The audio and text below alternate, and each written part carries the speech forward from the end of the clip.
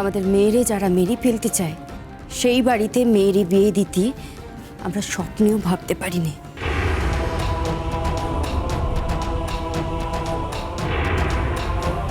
আমরা গরিব হতে পারি, কিন্তু আমরাও আমাদের মেয়েরে বুকে করে মানুষ করতেছি, এটা মনে রাখবেন। থাক নন্দা, অনেক নাটক দেখে ফেলেছি, আর তোমাকে নাটক করতে হবে না। আমাকে একটা ছোট্ট কথার উত্তর দাও দেখি। আচ্ছা, যেই মেয়ের আজ পর্যন্ত কিচ্ছু হয়নি সেই মেয়ের গায়ে হঠাৎ করে আগুন লেগে গেল। ওরে বাবা, মা এরা কি ভাবছে বলুন তো? আমরা এতই বোকা যে এত ছোট্ট একটা কথা বুঝবো না। থাক কুন্তলা। নকুল, এতক্ষণ তোমার কথা শুনলাম, এবার তুমি নিজের কানে শুনে যাও সূর্যটি কি কি করেছে। কি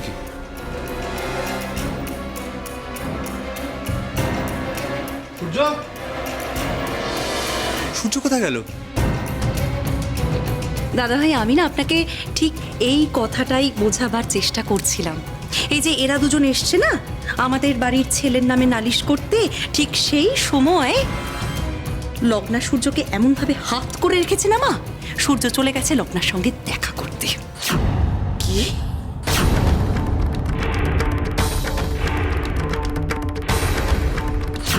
জল তাহলে কত দূর গড়িয়েছে এবার টের পাচ্ছেন মা?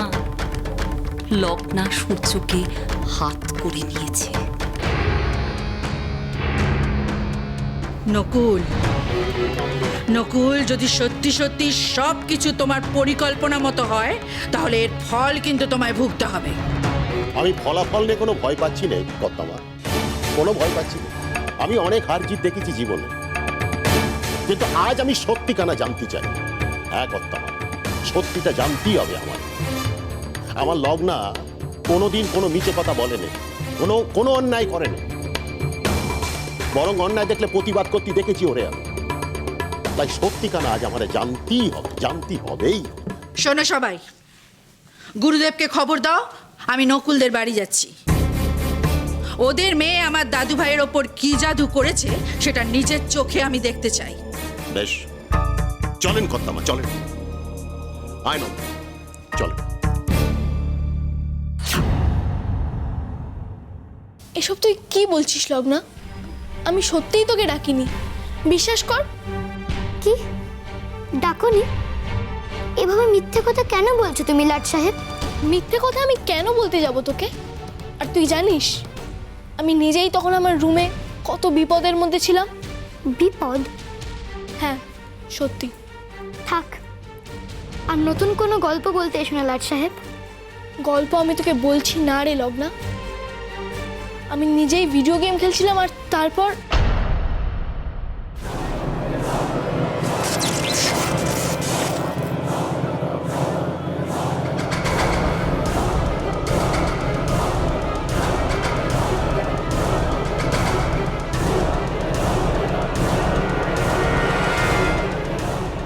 তুমি সত্যি বলছো?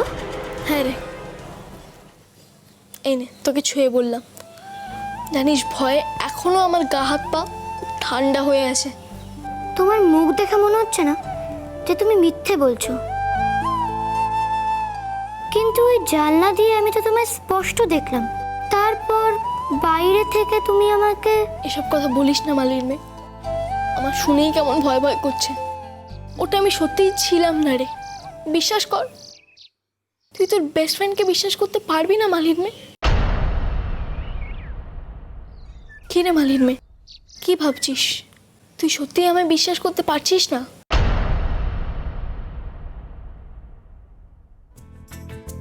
হলদে সবুজ রাঙ্গটাং ইট পাটকেল চিত বডাং।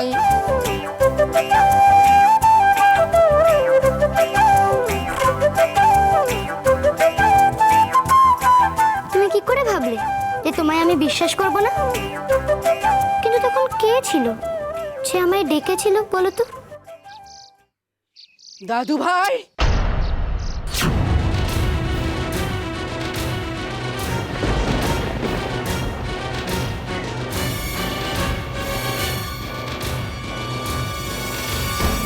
লগ্না, মারে মারে মানে দাদু ভাই, রাজিমা,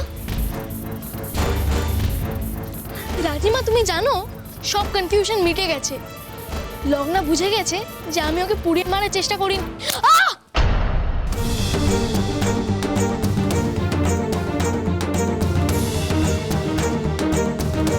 মা, আপনি সূর্যরে হাত দিলেন? দিলাম। দাদু ভাই ভুলে গেছে। দাদু ভাই নিজের বংশ মর্যাদা সমস্তটা ভুলে গেছে, তাই মনে করিয়ে দিলাম। আমি আপনাকে বলেছিলাম না মা, বলেছিলাম না এই ছোট লোকগুলোর পেটে পেটে অনেক। এদিকে লগ্নার বাবার অপমান হয়েছে বলে সে নাকি আমাদের বাড়ি যাওয়া ছেড়ে দিয়েছে, আর তলে তলে আমাদের বাড়ির ছেলেটাকে ডেকে এনে নিজেদের ঘরে বসে গল্প করছে। বাবা বাবা বাবা। কুন্তলা, দয়া করে তুমি এবার চুপ করো, আর কথা বাড়িও না। না বড় বৌমা, কথা থামাবে না। সব কথা সবার সামনে আজ শোনা দরকার। কুন্তলা, তুমি বলো কি হয়েছিল। হ্যাঁ, আমি আপনাকে সবটা বুঝিয়ে দিচ্ছি। কি হয়েছে জানেন তো? কিসের সিগন্যাল?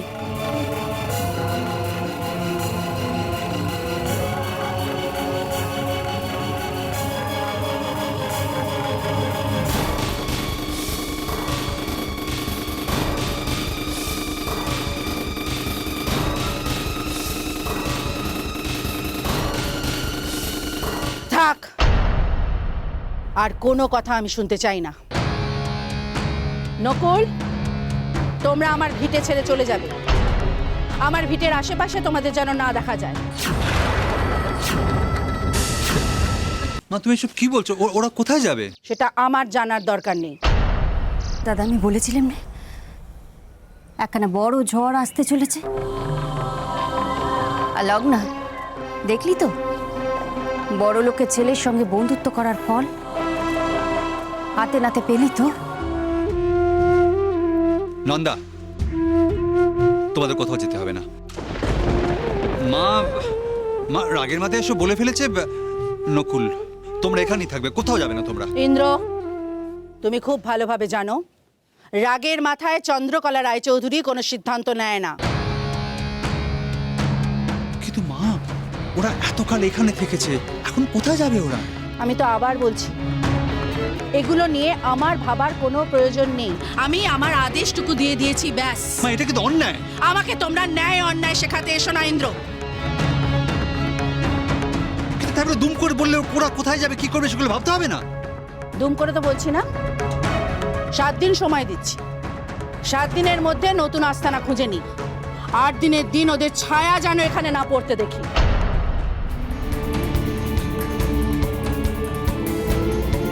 কর্তামা, আপনার দয়ার শরীর। হ্যাঁ কর্তামা, অপার দয়া আপনার। তাই আপনি আমারে 7 দিন সময় দিয়েছেন। কিন্তু আমি তো ছোট মানুষ, গরিব, মালি। তাই 7 দিন কেন, 1 মুহূর্ত আমি এইখানে আর থাকতে পারবো না। কর্তামা, আমারে মাফ করবেন। 1 মুহূর্ত থাকতে পারবো না। আমি এক্ষুনি এই বাড়ি ছেড়ে চলে যাচ্ছি। লগ্না, মারে চল চল। কিন্তু বাবা, আর কোনো কথা নয় মা, আর কোনো কথা বলবি না তুই। আমাদের এই বাড়ি ছেড়ে চলে যেতে হবে। হ্যাঁ, চল চল চল চল নন্দা, চল। দাদা, বলতেছি আমাদের জিনিসপত্র তো গোছাতে হবে। আর কি গুছবি নন্দা, কি গুছবি? এই সবই তো তেনাদের দান। এই ঘরের ভেতরে বাইরে যা দেখতেছিস সব এনাদের দান। কিচ্ছুটি নিতে পারবো না রে নন্দা, কিচ্ছু নিতে পারবো না। না, তাই কিচ্ছুতে হাত দিতে চাই না। খালি এই যাদের নিয়ে আমার সংসার, যাদের যত্ন করি মানুষ করতেছিলাম, তাদের শুধু বলি যেতে চাই, ভালো থেকো তোমরা।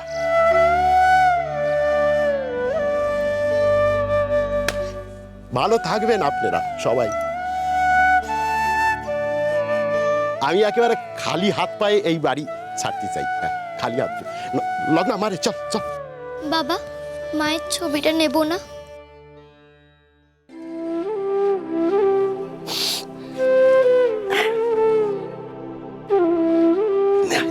নে নে নে, যা যা যা।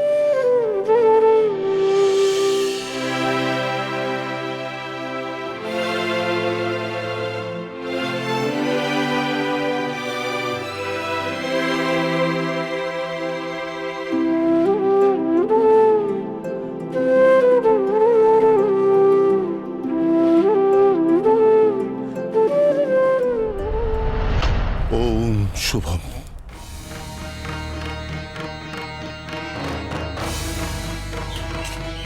গুরুদেব, আপনি একটু মাকে বোঝান, প্লিজ মাকে বোঝান আপনি। উনি বংশমর্যাদার প্রশ্নে কোনো দিনই আপোষ করবেন না, এ আপনি ভালো করে জানেন ইন্দ্রদেব। আমি বলে কোনো ফল হবে না। গুরুদেব, আপনিও কি চান লগ্নারা চলে যাক? না না, আমি কোনোদিনই চাই না যে ওরা চলে যাক।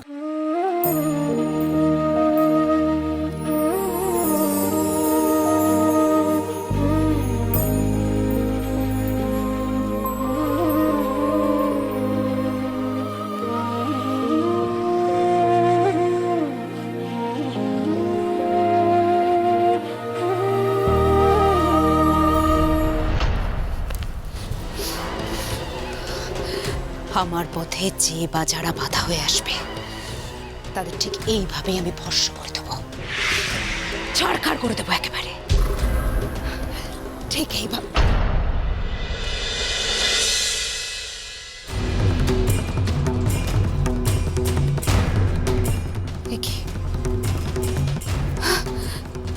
এখানে তো পড়ার কোনো চিহ্নই নেই। ও না পড়লে যে আমি মুক্তি পাবো না, কি করে সম্ভব? কি করে সম্ভব? ভালো জেঠু,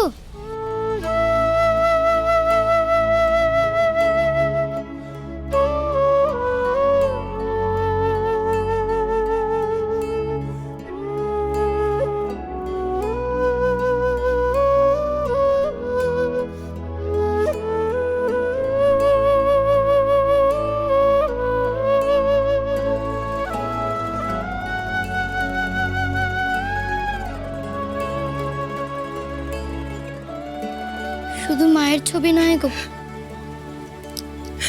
সারা জীবন তোমরাও আমার বুকের মধ্যে থাকবে।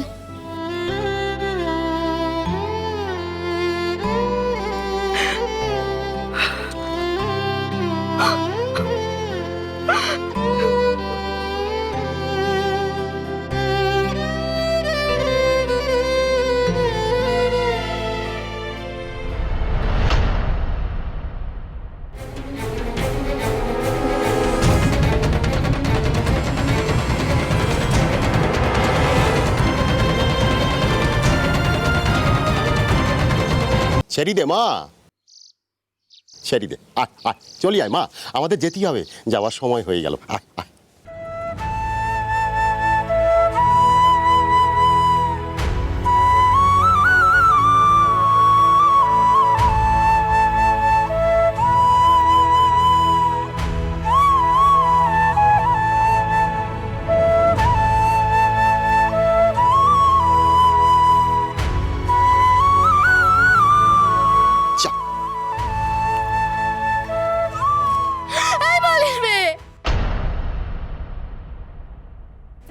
যাস না,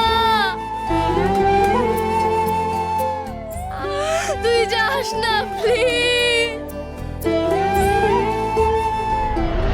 কি করে সম্ভব? কি করে সম্ভব? কি করে? তুই যাস না প্লিজ। একে সূর্য কার সাথে কথা বলছে?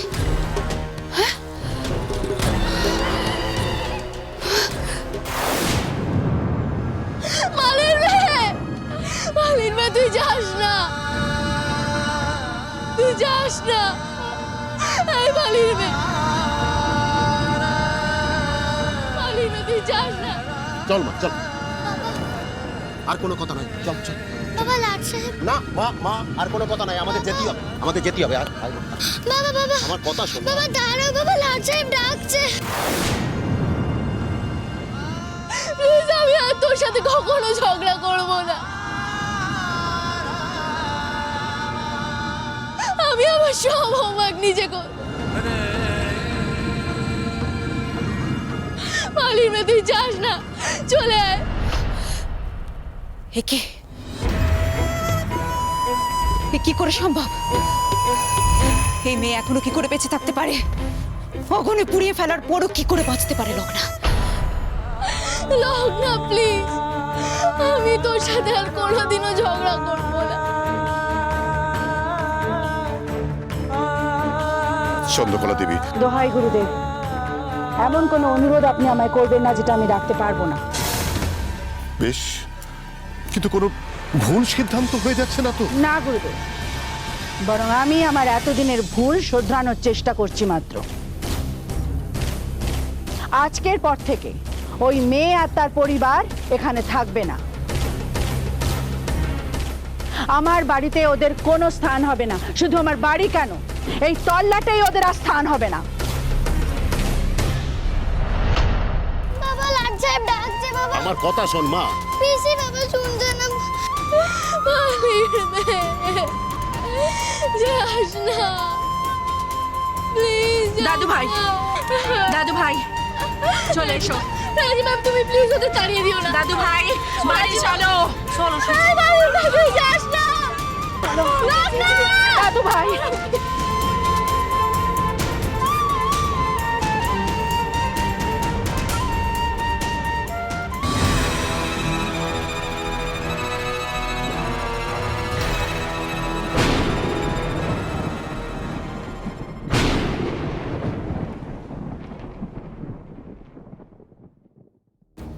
রাজিমা প্লিজ প্লিজ রাজিমা রাজিমা ওদেরকে যেতে বারণ করো তুমি দাদু ভাই, আর কোনো কথা নয়। আমি বলছি তুমি বাড়ি যাবে, তুমি বাড়ি যাবে, চলে এসো। বাহ বাহ চন্দ্রকলা দেবী, লজ্জা পাওয়া উচিত।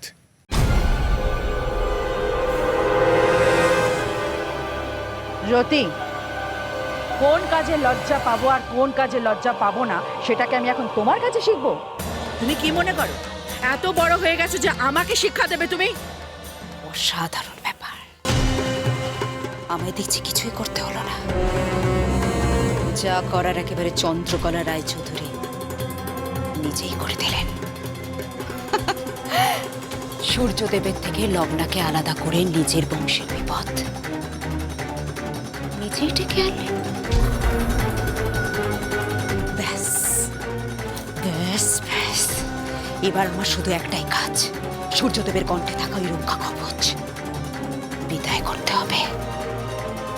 তাহলে লগ্না তুই যাস না, তুই চলে গেলে আমি মরে যাবো লগ্না।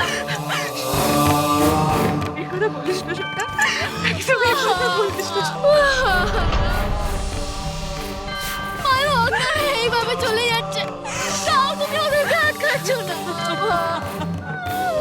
ও তো আমার best friend না। দাদু ভাই অনেকক্ষণ ধরে অনেক ছেলে মানুষই সহ্য করছি। রাজিমা আমি লগ্নার কাছে যাবো। কোথাও যাবে না তুমি, রাজিমা কোথাও যাবে না তুমি, কোথাও যাবে না তুমি। লগ্না লগ্না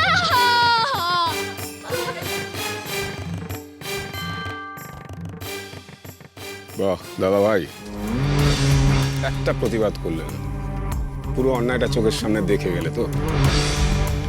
অবশ্য করবে কি করে, বংশের উত্তরাধিকারী বলে কথা, মায়ের বুকে যদি না থাকো তাহলে তো আবার সমস্যা হয়ে যাবে।